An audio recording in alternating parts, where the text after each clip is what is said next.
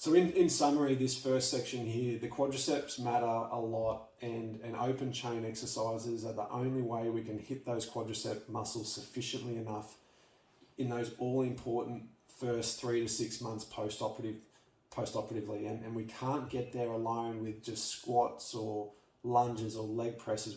We absolutely do need to get these knee extensions into the program. We just got to be really careful and thoughtful about how we introduce them. So these are my key considerations when I'm looking at a patient, and how are we going to go about introducing open chain exercises. And what we know is that patella tendon harvests seem to be a bit more resilient due to the bone blocks at either endpoint than the hamstring autografts or the quadricep tendon autografts, and certainly more resilient than any allografts available.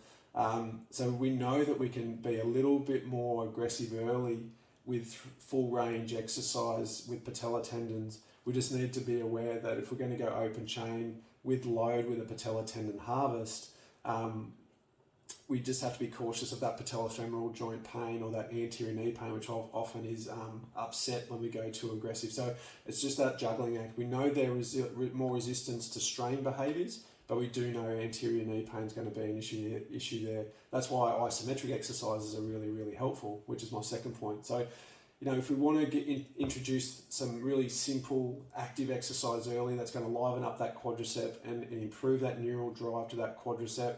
We know isometrics are really key. We know they've got a pain relieving effect if we do them in the right dosage. We know we can do them 2 to 3 times a day, most days per week.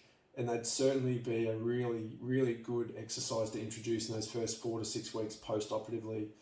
Isotonic exercises are absolutely fine, and we just need to pick and choose our moments when we do isotonic exercises, and with what range and with what load and what time post-operatively are the things we need to be thinking about there. What range of movement being performed, once again we've talked about 45 to 90 degrees seems to be a safe angle from week 4 to week 12 with 70% 1RM loading.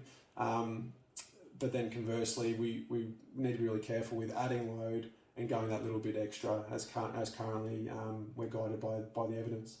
And loads, low weight, high repetition. So, sets of 15 to 25 are certainly going to be a lot more tolerated to the knee and the patellofemoral joint and the quad than going too aggressive and hitting some 70% or 80% 1RM loads too early. So once again, we've just got to think about what stage are these people post-operatively and how much load and what range and what type of contraction. These are the things we always need to be thinking of. And to have a blanket rule of no open chain exercises, they're harmful, they're stressful, it's just the wrong way of thinking, and we need to change the way we think about how we introduce them. There's a lot more nuance than no, they're bad, or yes, go for it. There's certainly some middle ground there that we need to appreciate. So for me, this would be my approach for open chain exercises, and this is what certainly makes me feel comfortable. If you don't feel comfortable with this, by all means, that's fine. But for me, I'm comfortable in introducing isometric exercise at 60 and 90 degrees. Whenever the person can achieve those angles, if we can get to 90 degrees by day 7, day 10, then we're starting at isometric work, sitting off the edge of the bed and doing some isometric work. More than comfortable, as the strain values there that I showed earlier, more than comfortable just gently kicking that knee up towards the sky against gravity through full range, as early as they can bend to 90 degrees as well. With load, I'd comfortably keep them locked between 45 and 90 degrees between, from week 4 to week 12 with 70% 1RM loading, which of course is a bit estimated. So if the person can do 12 to 15 repetitions and be sort of, really struggling to get that 15 repetition out, we're in that ballpark of 70% 1RM. Progressive overload then begins from week 12. If we can then get to week 12 and then open them up full between 0 and 90, then we're gradually overloading them over time.